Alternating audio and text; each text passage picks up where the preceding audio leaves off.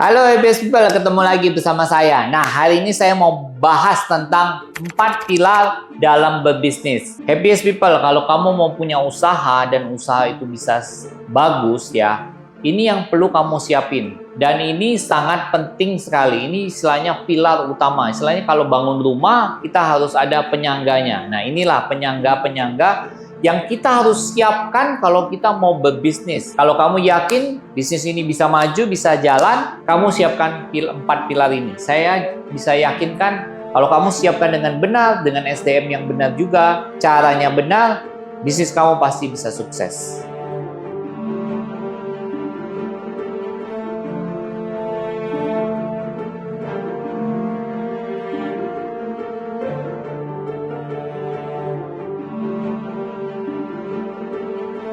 Nah, jadi 4 pilar ini adalah faktor-faktor yang sangat kamu perluin banget. Tapi faktor yang lain tuh ada nggak? Ada. Nanti kita akan bahas di selanjutnya.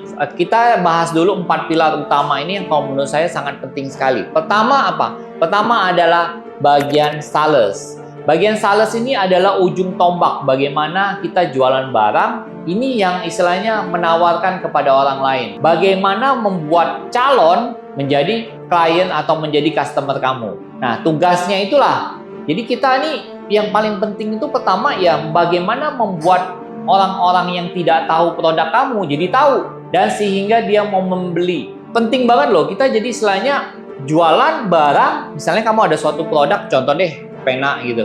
Ya, harus ada orang tuh yang istilahnya menjual, dia bisa datangi toko atau dia bisa misalnya datangin suatu tempat atau dia mendatangin sekolah gitu loh untuk menjual barang ini. Nah, itu dulu penjualan, bagaimana mengubah calon menjadi pembeli. Kedua, faktor kedua yang paling penting apa? Faktor kedua adalah marketing. Marketing ini istilahnya orang yang di belakang meja ya. Kalau tadi sales itu mereka ujung tombak kita jualan. Nah, kalau marketing ini yang mikirkan gimana strateginya, bagaimana iklannya. Saya mau pasang iklan di mana ya? Saya mau jualan di mana ya? Jadi beda ya antara orang sales sama orang marketing. Kalau orang marketing lebih berpikir bagaimana strateginya, bagaimana cara saya membangun brand, bagaimana saya membangun produk ini istilahnya dikenal oleh orang banyak. Nah, orang sales yang jualin, oh misalnya orang sales juga jualin mau kasih diskon nggak berapa gitu loh. Bagaimana buat orang ini menarik ya? Bagaimana membuat penjualan ini jauh lebih banyak lagi? Promosi apa yang saya butuhkan gitu loh. Jadi berbeda antara sales sama marketing. Banyak orang itu suka mencampurkan antara sales sama marketing. Bahkan kadang orang juga suka orangnya cuma satu. Padahal secara bisnis itu cara berpikirnya beda. Jadi kita harus pisahin antara sales dengan marketing.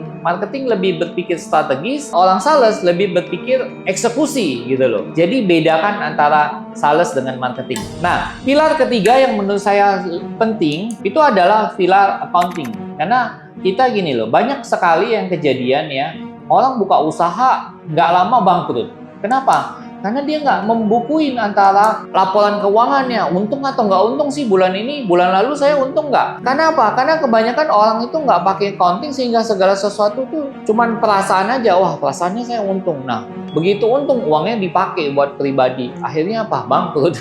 Jadi kalau kamu mau buka usaha, ya kalau kamu mau besarin, step-step ini harus kamu buat, divisi-divisi ini harus kamu buat. Tapi bisa nggak sih kita mulai usaha tanpa ini semua? Ya tentu bisa dong. Cuman ini mau bilang, kamu mau gedein, ya kamu harus siapkan pilar-pilar ini. Pilar keempat itu adalah finance. Kenapa kita butuh finance ini? Istilahnya orang yang bisa ngatur duit gitu loh. Misalnya ada uang masuk, nanti kapan saya mau keluar? Saya mau bayar ini gimana? Sehingga gini loh, kita tuh teratur duitnya. Kita tahu uang ini juga pemasukannya kapan dan kemudian keluarnya kapan. Dan kita bisa melihat bahwa, oh ini produk yang kita jual selama ini menguntungkan atau enggak ya. Jadi istilahnya finance itu juga ngatur seperti kasir. Dia ngatur kapan uang keluar, kapan uang masuk. Gitu loh. Jadi tidak cuman berdasarkan, oh misalnya yang saya sering lihat gini, cash flow itu kan istilahnya orang bilang itu oksigen ya. Kalau Profit itu kita bisa bilang itu semacam darah. Profit bisa nggak berkurang? Boleh nggak berkurang? Boleh. Profit dikurangin marginnya kan berkurang? Boleh. Sama kayak darah lah. Darah boleh nggak berkurang? Boleh. Kan kamu donor darah, darahnya berkurang. Jadi profit boleh nggak berkurang? Boleh. Biasanya profitnya 20-30, sekarang jadi 10, jadi 15. Boleh, masih hidup kan? Tapi gini, kalau uang berapa banyak, itu ada cash flow. Cash flow itu ibaratnya apa? Ibaratnya oksigen. Nah, sekarang saya tanya kamu. Kalau kamu misalnya nggak bernafas, itu kan oksigen. Nggak bernafas 3 menit, mati nggak kamu? Mati kamu, meskipun uang kamu banyak, oksigen darah kamu banyak. Tapi, kalau kamu